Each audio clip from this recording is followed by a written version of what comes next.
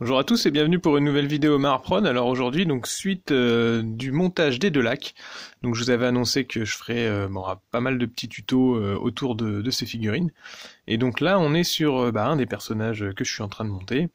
Et c'est l'occasion de voir ensemble comment faire pour boucher, et carrément resculpter des petits éléments de la figurine quand vous en avez monté une dont vous avez modifié la pose. Parfois vous avez des espaces au niveau des membres, ou alors vous avez carrément des bras que vous avez recoupés et tout pour les repositionner. Et donc il convient de resculpter un petit peu ces parties-là. On va travailler aujourd'hui avec de la résine verte, de la green stuff, donc c'est toujours cette pâte-là dans cette petite boîte. Les deux mélanges bleu-jaune, durcisseur et assouplissant, que vous mélangez à 50-50, et puis ensuite ça vous donne donc cette petite pâte souple qui ici est un tout petit peu dure parce que ça fait on va dire une vingtaine de minutes que je l'ai mélangée, j'avais besoin qu'elle soit un tout petit peu plus dure pour la mettre en place.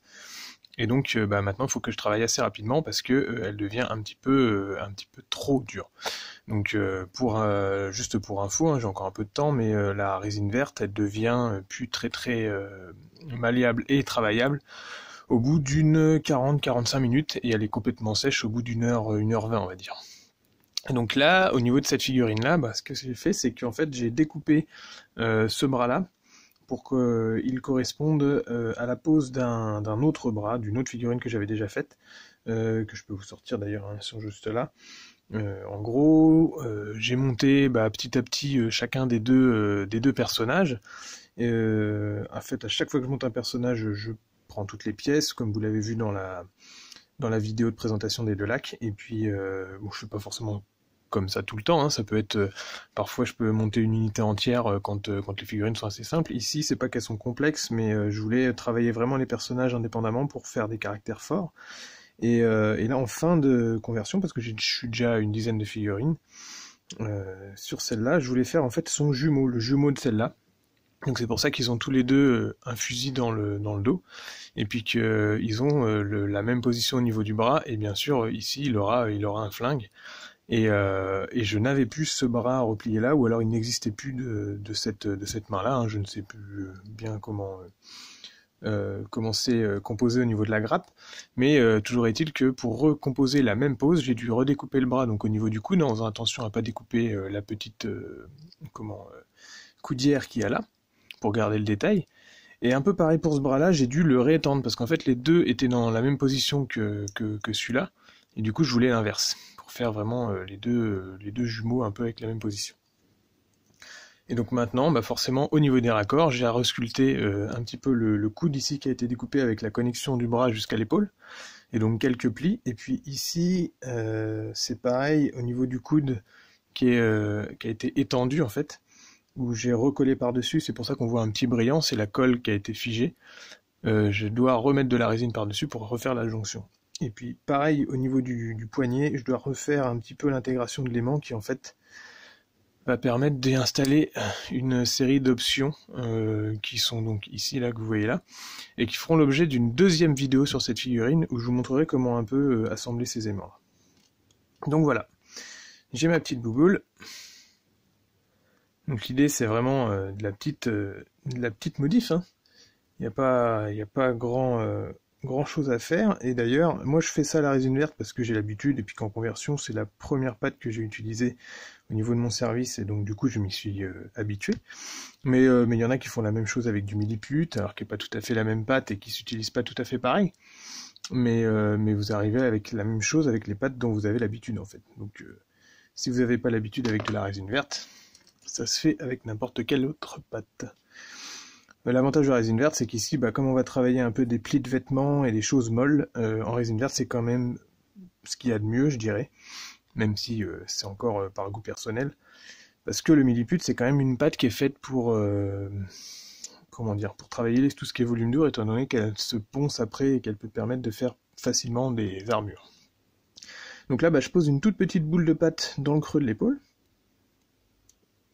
Je pousse avec mon outil pour, on va en gros faire coller la pâte, où là j'ai mis très peu d'eau, et puis la pâte étant presque en train de sécher, elle est relativement peu souple, enfin elle est souple, hein, mais elle n'est pas aussi molle que quand vous venez de la mélanger.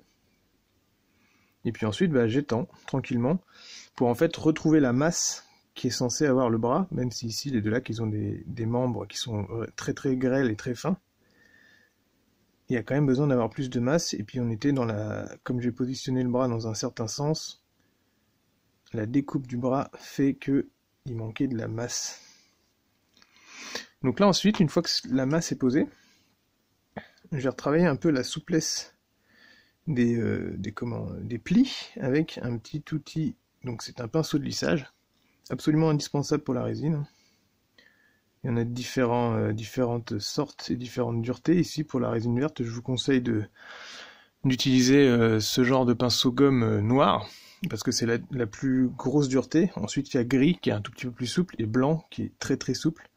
Et du coup, les autres duretés sont plus faits pour l'argile et les pâtes extrêmement humides et molles. Ici, la résine verte, elle a quand même une certaine tenue, donc il faut quelque chose de dur pour appuyer dedans. Et ensuite, je fais la connexion derrière, sachant que si les lissages ne vous conviennent pas bien, vous pouvez toujours revenir par-dessus avec un petit peu de green stuff liquide. Donc là, j'ai refait le pli au niveau du bras, on va dire l'intérieur du bras, sous l'épaule. Par contre, au niveau de l'épaule, vous voyez qu'ici, il y a un gros trou qui correspond à normalement la masse de l'arrière de l'épaule et puis de la connexion de l'omoplate. Et pareil, comme j'ai découpé le bras, il n'y a pas assez de matière. Donc là, je fais une toute petite bille. Je pointe avec mon outil et je vais le caler dans le creux. Alors l'outil, pareil, hein, ici j'utilise une petite spatule assez fine et plate. Mais libre à vous d'utiliser une pointe. Moi j'utilise une pointe comme ça. Ou alors il y en a qui sculptent avec des petits outils directement tout faits, du genre outils de chirurgien ou de dentiste que vous pouvez trouver dans les bons magasins de modélisme. Ou chez votre dentiste s'il est cool. Mais le mieux c'est quand même de faire ses propres outils. Donc là c'est une pointe que j'avais récupérée et qui me sert depuis des années et qui est absolument inusable. De temps en temps je la retaille. Et ici c'est une spatule, donc c'est pareil, c'est des choses qui sont faites à la main. Vous trouvez beaucoup de ce genre d'outils en Chine. Donc vous voyez c'est un bête fer plat qui a été aplati au marteau, puis ensuite en dessous c'est enroulé avec du scotch. Donc là c'est pareil, je remets un petit peu de masse et puis je retravaille les plis directement. Alors l'avantage c'est que cet outil il est assez plat mais il est aussi doux dans ses angles. Et du coup il peut permettre de faire presque la même chose que le pinceau de lissage. Donc là on a assez de volume. Et je vais peut-être rajouter un tout petit pli au niveau de la jonction ici que vous voyez. Parce que du coup c'est la colle qui est un peu blanche là. Et j'ai besoin de retravailler ça, et puis un tout petit peu aussi donner de l'épaisseur et de tailler peut-être un tout petit peu ici le poignet pour revenir le faire à la résine verte.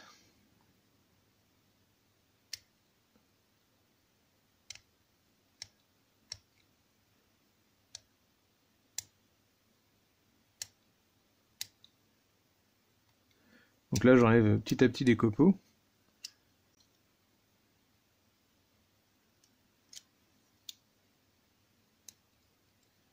En fait, je gratte la matière, hein, donc avec un cutter qui coupe bien, ça se fait tout seul. Pour enlever ce qu'il me faut et juste remettre un tout petit peu de jonction au niveau de la base du poignet, puisque j'ai collé l'option main avec le poignard, mais dans une position où il n'est pas censé être. Normalement, en fait, sur les figurines Necromunda comme ça, vous avez un petit ergot qui correspond à la base de la manchette, là, côté poignet, et puis de l'autre côté, l'inverse au niveau du poignet, et les deux s'emboîtent avec un petit système d'emboîtement qui est plutôt bien fait, mais qui du coup permet pas un autre angle. Et donc comme j'avais modifié l'angle du bras, l'angle du poignet, et que je voulais la même position mais à l'inverse par rapport à l'autre figurine, j'ai besoin de corriger un petit peu ici. Hop. Donc là c'est pareil, j'essaie d'enrouler la résine verte autour du poignet et de la faille donc. Et en plus ça aura pour avantage de renforcer le collage.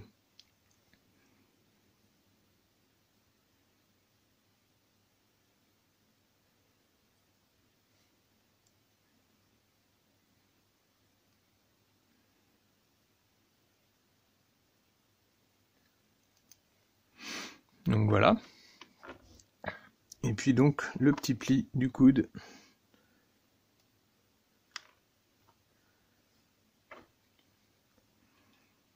Donc si vous êtes arrivé à un stade où la pâte est beaucoup trop dure, mais qu'elle pourrait encore être travaillée, si vous voulez pas la perdre, mais que par contre elle colle de moins en moins à la figurine, vous pouvez mettre un tout petit point de colle cyano. Alors moi je travaille qu'avec la glu, hein, mais il y a d'autres colles. Je pense que la glu pour tout ce qui est sculpture et modification, c'est quand même ce qu'il y a de mieux. Je vous ferai une vidéo sur la colle depuis le temps que je le dis. Mais donc ça peut vous permettre de faire coller un petit peu la masse, si jamais elle colle plus assez. Et que vous ayez fait trop de mélange. Donc là, je manque un tout petit peu.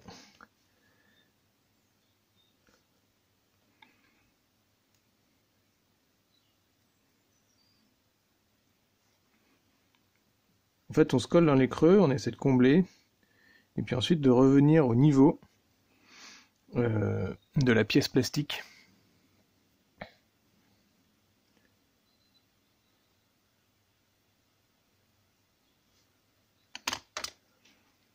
Tout ça en tirant les masses de la résine jusqu'à l'étendre et arriver à une surface la plus lisse possible une fois que vous êtes sur le plastique.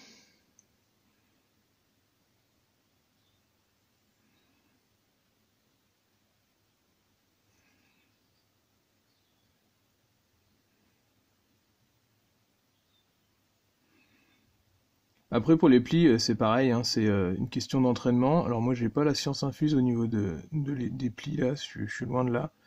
Je veux dire, je suis loin de faire des plis tout à fait réalistes par rapport à mes sculptures et tout. Mais ici sur de la conversion, bon bah voilà, vous essayez d'être au plus logique possible. Si là il est en train de plier le bras, forcément il y aura un pli dans le creux du coude au niveau du vêtement. Donc vous essayez de refaire des trucs qui soient logiques. Après, bah rien ne vaut d'avoir 2-3 images de référence pour vous aider. Donc là, hop, pareil au niveau du coude inverse. Au niveau du coude gauche, je veux dire. Et j'ai taillé également le cou pour pouvoir rechanger un peu la position de la tête et la mettre donc à l'inverse de l'autre. Chose qui est assez compliquée à faire, pas dans le sens technique, mais au niveau de la conception du kit. Chaque cou va avec une tête en particulier ou deux, en fonction du personnage que vous avez choisi. Et ça, au niveau des kits nécro, par contre, enfin au niveau des kits de lac en particulier, je trouve que c'est assez mal foutu parce que du coup, ça enlève des possibilités de modularité. Il y avait un peu le même type. Chez les Goliaths, vous avez la crête qui est détachée de la tête. Alors tout ça pour vous permettre de mettre la crête que vous voulez sur n'importe quelle tête. Sauf qu'en fait, la moitié du crâne est découpée. Donc vous avez une espèce de grosse tranchée qui part du milieu du front pour aller jusqu'à l'arrière de la tête avec même une partie de la nuque. Et si vous aviez voulu mettre, je sais pas moi, des têtes de bourrin, de Goliath, qui pourraient très bien passer sur des figurines de cornes, par exemple, je trouve ça un peu dommage.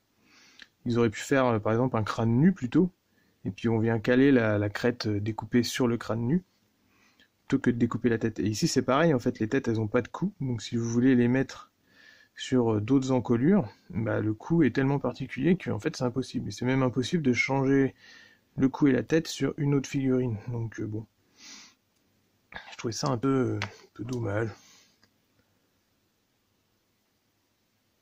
Donc là on est sur un volume qui est plus plat, parce que le bras est semi-étendu. Donc du coup il n'y aura pas autant de plis que sur un bras complètement plié.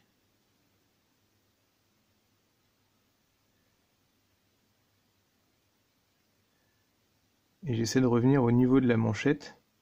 Parce qu'en fait, si vous voulez, au niveau du bras, j'ai donné 2 coups de pince, un dans un sens là et un autre dans l'autre sens, pour faire une tranchée en V, et puis pouvoir alors à la fois plier le bras ou alors le déplier. Et donc il convient ensuite de combler ce manque avec le petit bout de plastique qui a été enlevé.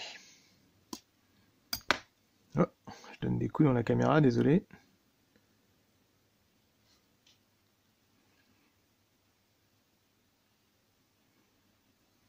Donc voilà, pour ce comblage, je ne sais pas si j'invente un mot, mais voilà. Sachant qu'ici, bon, l'épaule, elle est plutôt placée correctement, donc ça suffit. J'ai un petit raccord à faire que je viens de voir ici au niveau du tuyau, que j'ai placé un petit peu plus profond.